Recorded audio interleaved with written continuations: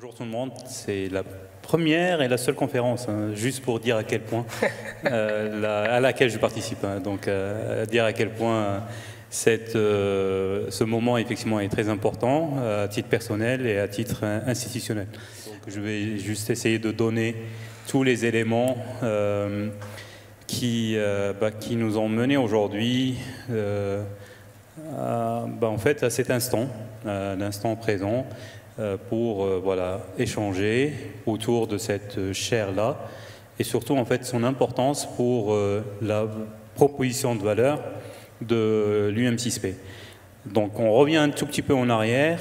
Moi j'ai découvert, je fais la connaissance de Reda, c'était grâce à un événement qui s'appelle la Semaine de la Science. Voilà, donc c'était la première édition qui était intitulée « Quand la science parlait arabe ». Et c'est là, en fait, personnellement, je fais la connaissance de Reda. Et quelques mois après, on s'était vu à Marrakech autour d'un café. Il m'a remis quelques livres autour de la complexité. Et en fait, c'était le début. Donc le début, c'est Semaine de la science, un café, comme quoi c'est bon de prendre du café. Et à partir de là, laisser l'émergence venir. Et donc là, je fais écho à ce qu'a dit Stewart ce matin autour de l'émergence. Il n'y a rien qui est prédéterminé, mais il faut laisser les choses, il faut préparer le terrain pour que des choses comme ça puissent émerger, être attentif au moment de l'émergence, être prêt, et là, il faut être focus, de les capter, et d'essayer de les ancrer quelque part. Et pour cet ancrage-là, ce qui a été convenu avec Reda, en fait, c'est une histoire de chair. Il a appelé, donc le nom lui revient, donc humanité et complexité. Pourquoi c'est important pour l'Université Mohammed VI Polytechnique de héberger ce genre de chaires qui sont transversales, qui mélange deux thématiques, voire plus. C'est juste pour pouvoir ancrer là deux choses, deux notions, humanité, complexité. En fait, ça permet à l'université de remplir sa mission. La mission de l'Université Mohammed VI Polytechnique, c'est d'offrir l'opportunité à tous les Africains de s'auto-réaliser. Et on s'auto-réaliser, donc il y a le volet sciences, il faut être calé sur le volet scientifique, mais il y a quand même beaucoup d'humains, il y a beaucoup de comment comprendre, comment on fonctionne, les relations sociales. On a vu ce matin, lors des 3 exposés, comment ce que veut dire la complexité et comment on ne peut pas expliquer par une équation mathématique tout ce qui se passe.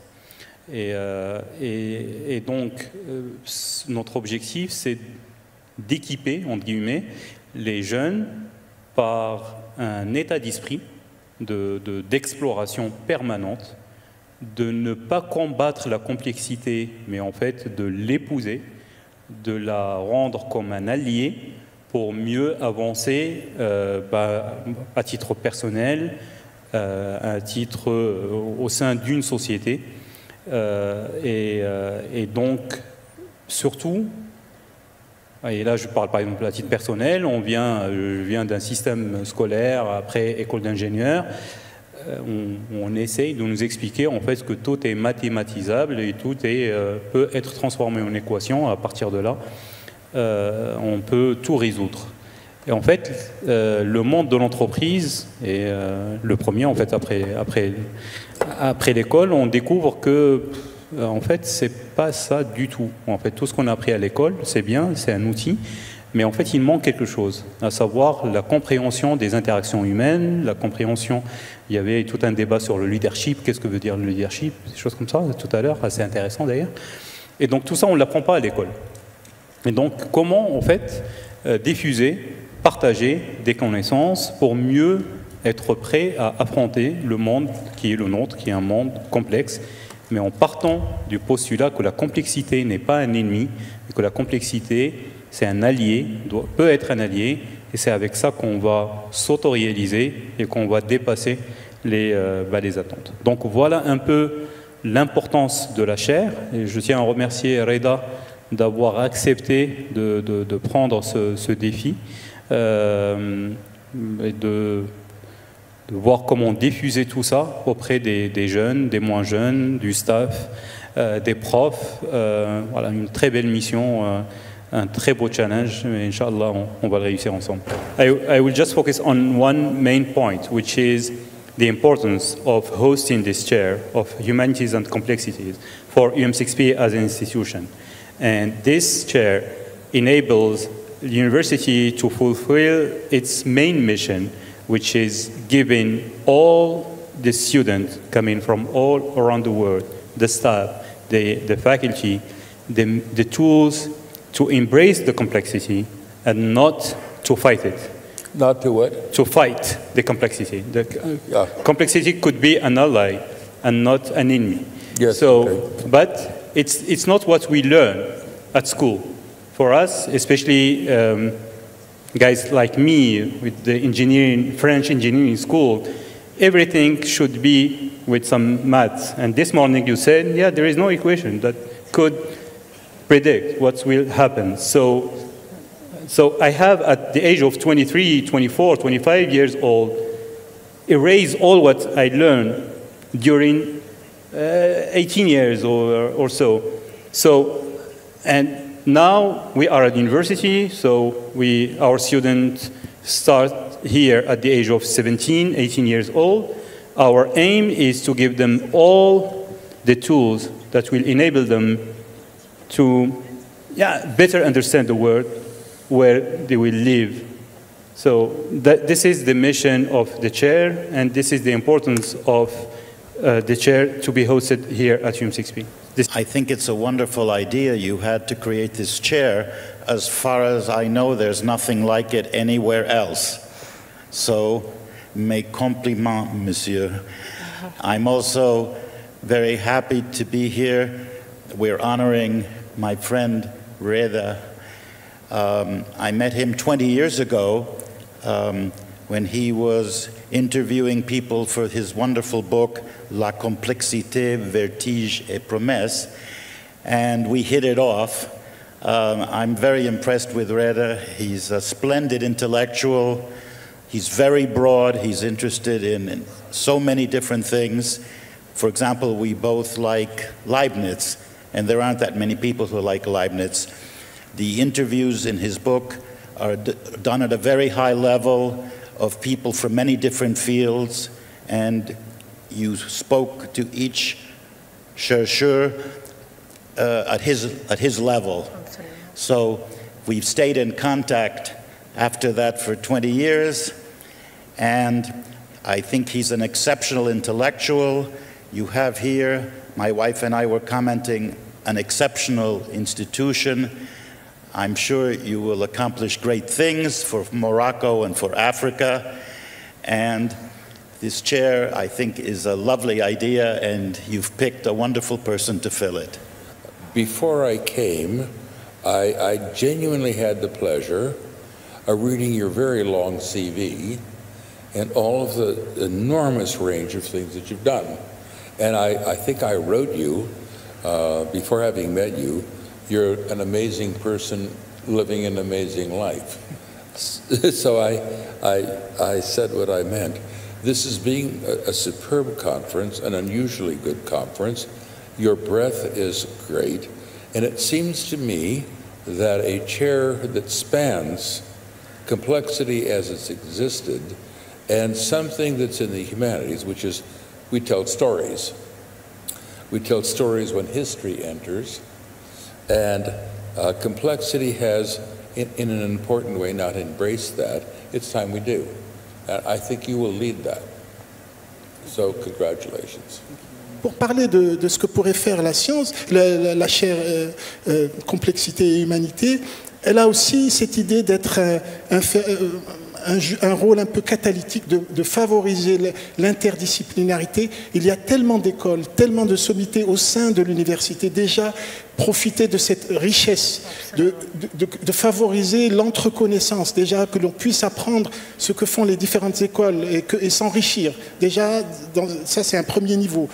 Profiter aussi de personnalités exceptionnelles comme celle qui est à ma droite et celle qui est à ma gauche et d'autres, et tant d'autres. Donc déjà créer ce milieu favorable.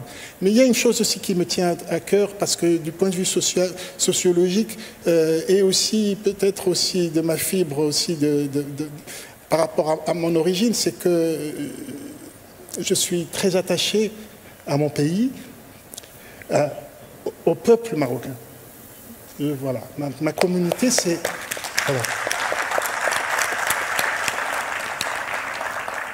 Et je veux que cette chaire ne soit pas juste une sphère intellectuelle. Je veux qu'on colle aux réalités de mon pays et de l'Afrique. Et je voudrais que... C'est ça aussi qui m'a attiré dans cette université. Je suis assez réticent dans le cadre de la privatisation du savoir.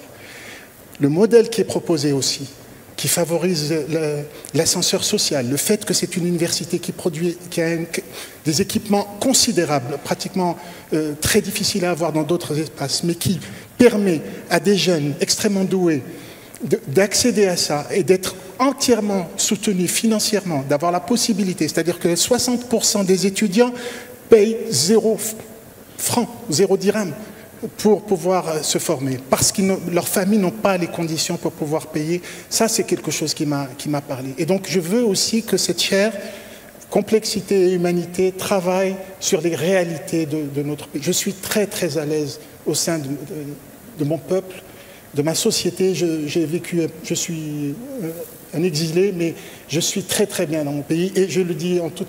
J'ai autant de plaisir être avec des sommités que d'être avec Sim Hjoub qui taille les oliviers de mon lopin de terre et passer du temps avec des gens les plus humbles. Je dois mon métier, la force de mon métier, à mon enquête dans le bidonville de Casablanca. C'est là où je suis devenu vraiment... J'ai senti que je faisais quelque chose de vrai et de fort. Et c'est à partir de là que j'ai développé ma propre approche basée sur le dialogue, l'heuristique du dialogue, le dialogue comme voie d'accès, l'écoute de l'autre, enfiler la chemise de l'autre. Et donc, je vais vous donner un exemple des métaphores. La complexité, c'est un thème très à la mode. On a évoqué la notion VUCA, hein, Volatility, Uncertainty, Complexity, Ambiguity. Et vous avez des experts qui vendent ces modèles à la banque, au monde des entreprises. On dit il faut prendre des risques, il faut jouer sa peau, etc. Mais en fait, ces gens-là ne prennent aucun risque. Ils ont toutes sortes de parachutes. Moi, je voudrais coller un modèle VUCA, donc Volatility, Uncertainty, Complexity, Ambiguity. Je prends par exemple le jeune marocain ou le jeune africain de manière générale qui pense que dans sa propre société, il n'a aucun avenir et qu'il n'a aucun moyen et qui a un esprit entrepreneurial, qui à partir de rien va ramasser un pécule, 8 à 10 000 euros, qui va organiser un voyage au péril de sa vie pour aller migrer vers le nord parce qu'il croit en l'avenir et il va quitter son pays parce qu'il n'a pas d'espoir dans son pays et qui va faire le parcours volatilité, uncertainty, complexity et ambiguity. Et il joue sa peau. Et donc, je me dis, ce jeune a un esprit entrepreneurial, il a le goût du risque. Comment faire, voilà un wicked problem, comment faire pour que ce jeune, on puisse être à son écoute et lui donner certaines conditions pour que le VUCA et le mettre en pratique dans sa communauté.